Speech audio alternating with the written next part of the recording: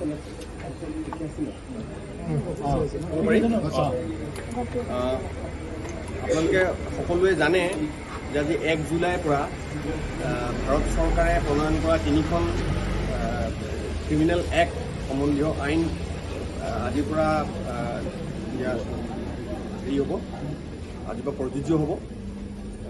এই 3খন আইনৰ মূল আইন হ'ল BNS, যিখন আগতে IPC আছিল, IPCৰ জেগাত BNSখন হৈছে, আৰু CRPC আছিলে আগতে, CRPCৰ জেগাত BNSS হৈছে, আৰু আগতে এভিডেন্স এক্ট আছিলে, এভিডেন্স এক্টৰ জেগাত এতিয়া ভাৰতীয় সাক্ষ্য অধিনিয়ম।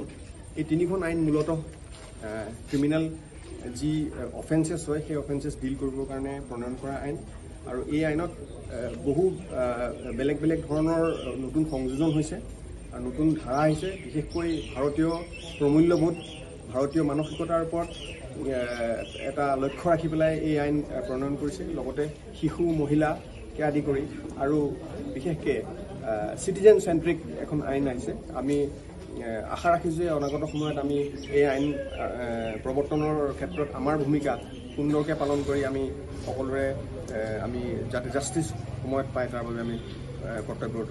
ধন্যবাদ। ছাৰ, এইটো FIR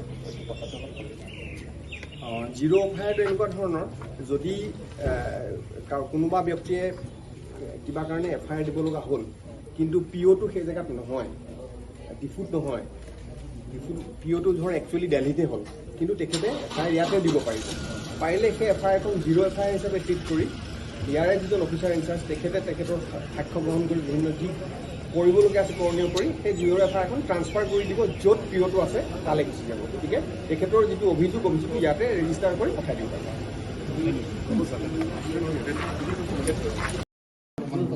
মই এই বানপানীৰ সময়ত বা বৰষুণৰ সময়ত ইয়ালৈকে অহাৰ কাৰণটো হ'ল আমি অলপ আৰু কিবা কৰিলে আমাৰ জিলা দুখনৰ মানুহখিনিক বানপানীৰ পৰা গৰাখহনীয়াৰ পৰা প্ৰটেক্ট কৰিব পাৰোঁ নেকি, সেইকাৰণে আহিছোঁ।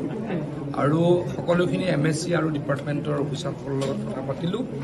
জিঅ' বেগ অলৰেডি ইয়ালৈকে আহিছে, আমাৰ চেণ্ড বেগ ইয়ালৈকে আহিছে, ফাৰুক ৰিফাইন আহিছে, আৰু লাগিব বুলি সকলোৱে কৈছে। কালি ৰাতিপুৱাৰ ভিতৰত মই কাক কিমান লাগে ৰিকুৱেশ্যন দিব দিছোঁ, পৰহিৰ পৰা আৰু দিয়াৰ ব্যৱস্থা কৰিম। মই ৱেষ্ট কাৰ্বি আংলঙৰ কথা জানো, তাতে 15 কিলোমিটাৰ নতুন মথাউৰি লাগে। সেইখিনি হৈ গ'লে আমাৰ ৱেষ্ট কাৰ্বি আংলং জিলাখন বানপানী মুক্ত হ'ব। সেইখিনি এইবাৰে কৰি দিয়াৰ মই প্ৰতিশ্ৰুতি দিছোঁ। আজি ইয়াতে আহি গম পালোঁ পাৰখোৱা নমাটি এলেকাত আমাৰ এখন নদী আছে, সেইখন উন্মুক্ত। মই আগতে জনা নাছিলোঁ, কোনো কোৱা নাছিলে। সেইখনতো 5 কিলোমিটাৰ মথাউৰি ইতিমধ্যে দিয়া হৈছে, ভৱিষ্যতেও তাত দি পেলাই মথাউৰি দি বানপানী মুক্ত কৰা হ'ব। সেইকাৰণে সেই দুটা উদ্দেশ্যতে আহিছিলোঁ। কালি আমি আমাৰ ডংকা ফালেও যাম, আমি তাতো অলপ বানপানী, মই কৈছোঁ তাত ইতিমধ্যে প্ৰায় 70 কোটিমান টকা যোৱা 3 বছৰত দিছোঁৱেই। বানপানী আচলতে মূল বানপানী হয় আমাৰ বৈঠালাংচু সমষ্টিত, আমাৰ বিথুম, ৰংখাং এইখিনি জেগাত। তাত আমি প্ৰায়খিনি মথাউৰি বনাইছোঁৱেই। এইবাৰ আকৌ কৈছে যে 15 কিলোমিটাৰ মথাউৰি মাৰিব লাগে।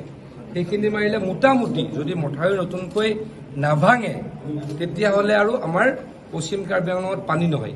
সেইখিনি কৰিবলৈকে প্ৰতিশ্ৰুতি দিছোঁ আৰু সেই কথাখিনি পাতিবলৈকে আজি ইয়ালৈকে আহিলোঁ।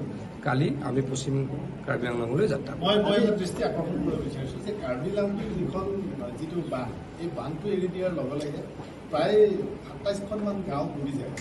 মানে সেইটোৱেতো কৈছোঁ, তাৰ কাৰণে মথাউৰি আমাৰ কপিলি দিয়ে পানী আহে।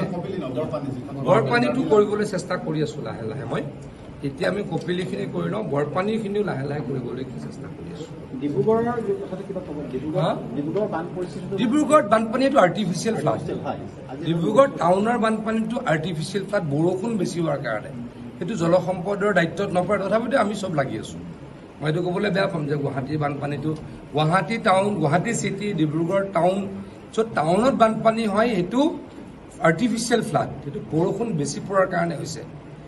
জলসম্পদ বিভাগ ডিৰেক্টলি তাত ৰিলেটেড নহয়, কিন্তু সকলোতে আমি ৰাইজক সহায় কৰিবলৈ চেষ্টা কৰোঁ।